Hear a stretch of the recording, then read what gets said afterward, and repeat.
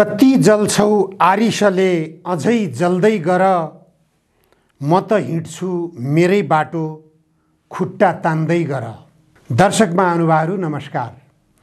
जनधारणा खबरको युट्युब च्यानलमा यहाँहरूलाई स्वागत गर्न चाहन्छु। म निमकान्त पाण्डे। आज 2079 मङ्सिर 21 गते चितवन जिल्लाबाट निर्वाचित सांसद रवि लामिछानेको क्रियाकलापलाई हेर्दा र उनी विरुद्ध भइरहेका गतिविधिहरूलाई हेर्दा मैले सुरुमै वाचन गरेको गीत सम्झना आउँछ। रवि लामिछानेलाई लखेट्न भर्मकदूर प्रयास गरिएको छ। गृह मन्त्रालयमा पनि परेको छ, जिल्ला प्रशासन कार्यालयमा पनि परेको छ, प्रहरी कार्यालयमा आइपुगेको छ, निर्वाचन आयोगमा उजुरी परेको छ। तर रवि लामिछानेले यी उजुरीहरूलाई कुनै मतलब गरेका छैनन्, वास्तै गरेका छैनन्। उनले आफ्नो गति अगाडि बढाइरहेका छन्, आफ्नो कामलाई अगाडि बढाइरहेका छन्।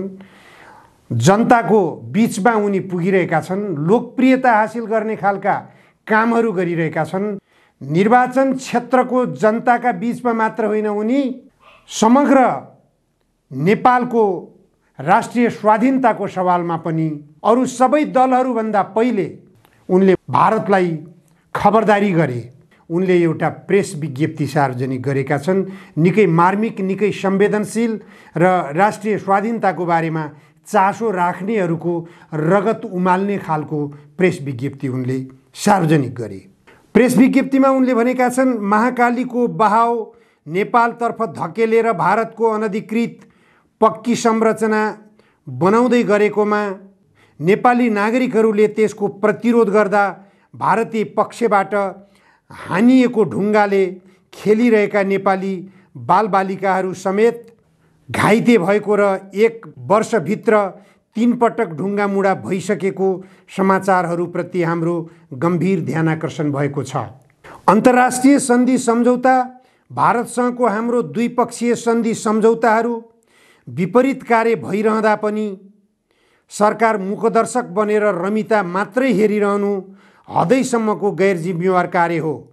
कुनै पनि नेपाली राजनीतिक दल, त्यसमा पनि सरकार सञ्चालनको जिम्मेवारीमा रहेका दलहरूले केवल आफ्नो राजनीतिक लाभ हेरेर देशको सिमाना र नागरिकको जीवन रक्षाको लागि केही नबोल्ने संस्कारले हाम्रो राष्ट्रियता कमजोर हुने गम्भीर जोखिम देखिन्छ। सरकारको गैर जिम्मेवारीले स्थानीय नेपाली नागरिकहरू प्रतिरोधमा उत्रिनुपर्ने बाध्यता बनेको छ। विभिन्न संरचना बनाएर महाकालीको बहाव नेपालतर्फ धकेलिँदा र त्यहाँका स्थानीय नेपाली नागरिकहरू प्रतिरोधमा उत्रिरहँदा ठुलो दुर्घटनाको जोखिम बढाएको छ।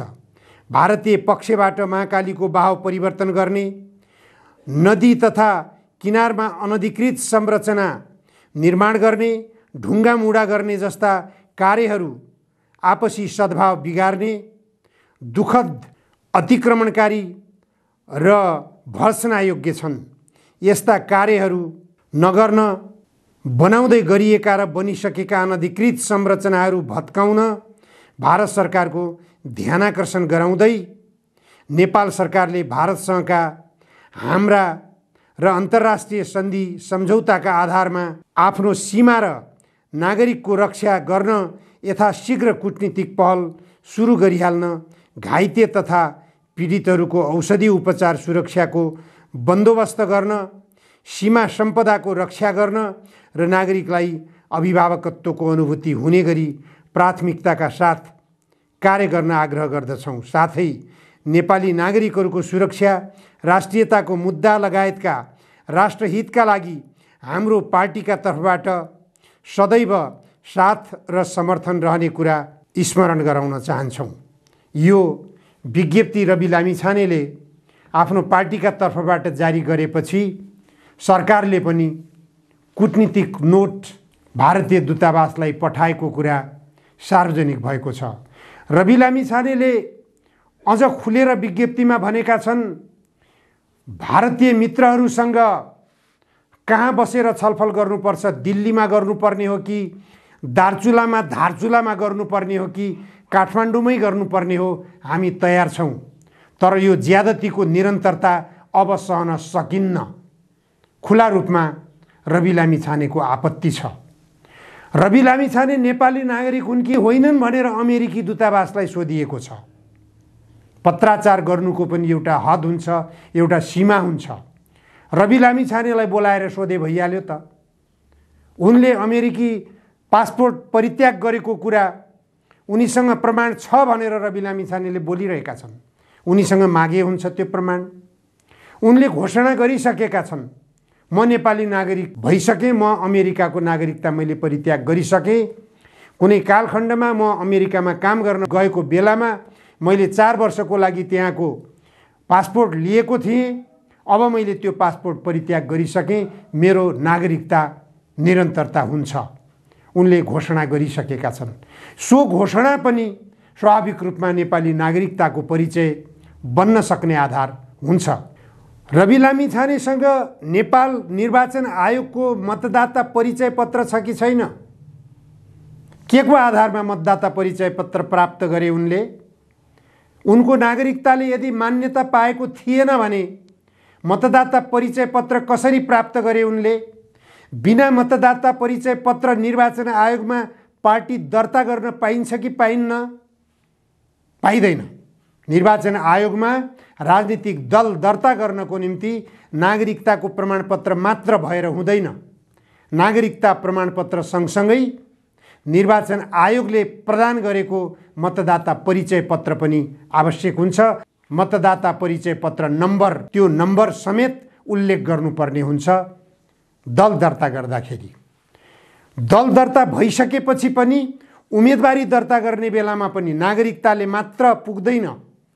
निर्वाचन आयोगले प्रदान गरेको मतदाता परिचय पत्रको नम्बर आवश्यक हुन्छ। त्यहाँ पनि उम्मेदवारी मनोनयन पत्रमा उल्लेख गर्नुपर्ने आवश्यकता हुन्छ।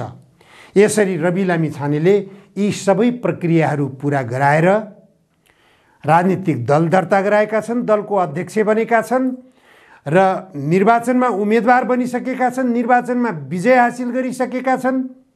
अब उनको नागरिकताको बारेमा छानबिन गर भनेर उजुरी गर्नुको के अर्थ छ? कुनै अर्थ छैन। चारैतिरबाट मान्यता प्राप्त भइसकेको विषयमा बखेडा झिक्नुपर्ने कुनै आवश्यकता छैन। रवि लामिछानेलाई लखेट्न प्रयास किन भइरहेको छ? यो हो महत्त्वपूर्ण पक्ष। रवि लामिछानेलाई लखेट्न प्रयास हुनुको कारण के हो? रवि लामिछानेको यो भनाइलाई सुन्नुस्। करप्सन कन्ट्रोल त हेर्नुहोस्, कसैले नसोचेको करप्सन कन्ट्रोल गर्छौँ हामी। नेपालको सबभन्दा ठुलो भ्रष्टाचार नियन्त्रण हो, सबैभन्दा ठुलो यसको रोग, जसको उपाय हामीसँग छ। त्यही हो, अरू त के मागेका छन् र जनताले? केही पनि मागेका छन्। हस्, धन्यवाद साथी। भ्रष्टाचार विरुद्ध रवि लामिछाने खनिनेवाला छन्। संसदमा त्यति सजिलैसँग भ्रष्ट नेताहरूले टाउको ठाडो गराएर उभिन पाउने अवस्था अब रहने छैन। रवि लामिछानेले भ्रष्टाचार विरुद्धको आवाज शङ्खनाद गर्दाखेरि उनले धेरैजनाको साथ पाउने अवस्था पनि छ। चाहे नेपाली काङ्ग्रेसभित्रका सांसद हुन् जो भ्रष्टाचार विरुद्ध छन्, चाहे नेकपा माओवादी केन्द्रका सांसद हुन्, चाहे नेकपा एमाले भित्रका सांसद हुन्, अथवा एकीकृत समाजवादी वा राष्ट्रिय प्रजातन्त्र पार्टी अथवा स्वतन्त्र रूपमा निर्वाचित भएका जति पनि सांसदहरू होलान् संसदभित्र, ती सबै रवि लामिछानेको आवाजमा साथ दिनुपर्ने बाध्यता हुनुपर्ने स्थिति छ। जो भ्रष्टाचारको विरुद्धमा छन् उनीहरू सबै रवि लामिछानेको साथमा हुनेछन् भन्ने कुरा स्पष्ट रूपमा अहिले नै आकलन गर्न सकिन्छ। रवि लामिछानेले जो स्पष्ट पारेका छन् कि मैले भ्रष्टाचार त हुनै दिने छैन, भ्रष्टाचार कसरी रोकिन्छ भन्ने कुरा हामीले जानेका छौँ, प्रष्ट रूपमा देखाएका छन्। त्यो मात्र होइन, राष्ट्रिय स्वाधीनताको रक्षा कसरी गरिन्छ भन्ने कुरा पनि संसदमा निर्वाचित हुँदा बित्तिकै उनले भारतको ज्यादतीपूर्ण गतिविधिलाई रोक्नको निम्ति जुन प्रेस विज्ञप्ति जारी गरेका छन्, यस्तो हिम्मत विरलै राजनीतिक दलहरूले गरेका छन्। हुन त विप्लव नेतृत्वको नेपाल कम्युनिस्ट पार्टीले पनि यो भारतले अहिले गरेको ज्यादतीका विरुद्ध विज्ञप्ति जारी गरेको छ, तथापि विप्लव नेतृत्वको नेपाल कम्युनिस्ट पार्टी सडकबाट आवाज बुलन्द गर्ने ठाउँमा छ। ऊ संसदमा प्रतिनिधित्व गर्ने अवस्थामा छैन। तर सडकबाट विप्लव नेतृत्वको नेपाल कम्युनिस्ट पार्टीले आवाज बुलन्द गर्ने र संसदमा रवि लामिछाने लगायतका सांसदहरूले भ्रष्टाचार जन्य गतिविधिहरूका विरुद्धमा आवाज बुलन्द गर्ने र साथै सीमा अतिक्रमण लगायतका अन्तर्राष्ट्रिय हस्तक्षेपकारी गतिविधिहरूका विरुद्धमा संसदभित्र आवाज बुलन्द हुन थाल्यो भने सडक र संसदको आवाज मिल्न पुग्यो भनेदेखि संसदभित्र राष्ट्रघात गर्ने राष्ट्रघातीहरूलाई दण्डित गर्न संसदभित्रै पनि जोरदार पहल हुन सक्ने आशा गर्न सकिन्छ र सडकबाट त्यसको समर्थनमा आवाज बुलन्द हुने आशा पनि गर्न सकिन्छ। अहिलेसम्म संसदमा भएका गतिविधिहरूको समर्थनमा सडकले कहिले पनि बोल्न पाएन। रवि लामिछानेको उपस्थितिले संसदभित्र पनि देशको हितमा काम भएका छन्, भ्रष्टाचारको विरुद्धमा आवाज उठेका छन् भनेर सडकबाट समर्थनमा आवाज उठ्न सक्ने परिस्थितिको सृजना हुन सक्ने आशा गर्न सकिने भएको छ। रवि लामिछानेको भ्रष्टाचार विरुद्धको आवाज र राष्ट्रिय स्वाधीनताको सवालमा रवि लामिछानेले बुलन्द रूपमा जो प्रेस विज्ञप्ति सार्वजनिक गरेका छन् यी सबैले आशा जगाएको छ। संसदमा यिनले भ्रष्टहरूलाई चैनसँग बस्न दिनेवाला छैनन्, राष्ट्रघातीहरूलाई सुखसँग खान दिनेवाला छैनन्। सबैले होसियारीपूर्वक रवि लामिछानेलाई हेरिरहेका छन्। त्यसैले रवि लामिछानेको संसदको यात्रा अवरोध गर्नको लागि हरेक किसिमका हत्कण्डाहरू प्रयोग गर्न खोजिएको छ। खुट्टा तान्दै गर रवि लामिछानेको, रवि लामिछाने अगाडि बढ्दैछन्, हिँड्दैछन्, उनको यात्रालाई रोक्न सकिने छैन। यदि अहिलेको संसद प्रवेशमा अवरोध गरियो भने हेक्का राखे हुन्छ राजनीतिक दलका नेताहरूले। भ्रष्टाचारमा कलङ्कित भएका पूर्व प्रधानमन्त्रीहरू 4 जना हुनुहुन्छ अहिले संसदभित्र, शेरबहादुर देउवा, प्रचण्ड, माधव नेपाल र केपी ओली।